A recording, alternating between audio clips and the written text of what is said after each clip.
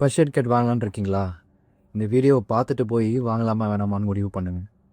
Master படத்தில் விஜய் ஒரு பூனை வச்சுருப்பார்ல, அந்த மாதிரி வாங்கலான்னு ஆசைப்பட்டு ஒசூரில் இருக்க ஒரு கடைக்கு போனோம், பெட் ஷாப்க்கு.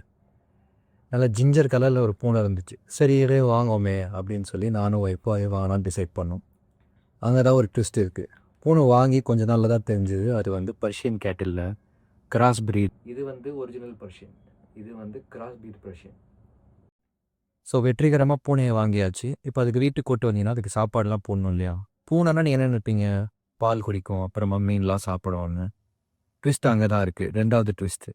அதுக்கு வந்து நீங்கள் தனியாக ஆன்லைனில் சாப்பாடு வாங்கி போடணுமா? நாங்கள் காசு பே பண்ண அடுத்த செகண்ட் அந்த ஓனர் அக்கா வந்து சொல்கிறாங்க, தம்பி நீங்கள் இதுக்கு வந்து தனியாக ஒரு சாப்பாடு வாங்கணும் ஆன்லைனில் அப்படின்னு. ஆஃப்லைனில் கூட கிடைக்கிது, அது நாங்கள் ஆன்லைனில் தான் வாங்கினோம். ஸோ அதுவும் அவங்கக்கிட்ட தான் வாங்கினோம் பூனை வாங்கினோன்னு. ப்ளஸ் பாத்ரூம்லாம் எங்கே போகணும்னு நினைப்பீங்க? வெளியில் ரோட்டில் போய்க்கோன்னு. அதுவும் கிடையாது. அதுக்கும் நீங்கள் காசு தனியாக கொடுத்து வாங்கணும். என்னென்னா லிட்டர், கேட் லிட்டர். அதுக்கு ஒரு டப்பா வாங்கி அதுக்குள்ளே வந்து மண் போட்டு கேட் லிட்டர் சாண்ட் வைக்கணும். அதில் தான் அந்த பூனை வந்து பாத்ரூம் போகும். ஓகேவா? ஸோ நீங்கள் பர்ஷியன் கேட் வாங்குறதுன்னு முடிவு பண்ணிட்டீங்கன்னா ஒரு நோட் எடுத்து லிஸ்ட்டு போட்டுக்கோங்க. அதுக்கு வந்து வேக்சின் போடணும், கேட் லிட்டர் சாண்ட் வாங்கணும், அப்புறமா சாப்பாடு தனியாக வாங்கணும், ப்ளஸ் அதுக்கு வந்து உடம்பு சரியில்லைனா டாக்டர்கிட்ட கூட்டிகிட்டு போய் காட்டணும். அப்புறம் அதுக்கு வந்து மினரல் வாட்டர் தான் வைக்கணும். நீங்கள் அதை வெளியில் விடக்கூடாது.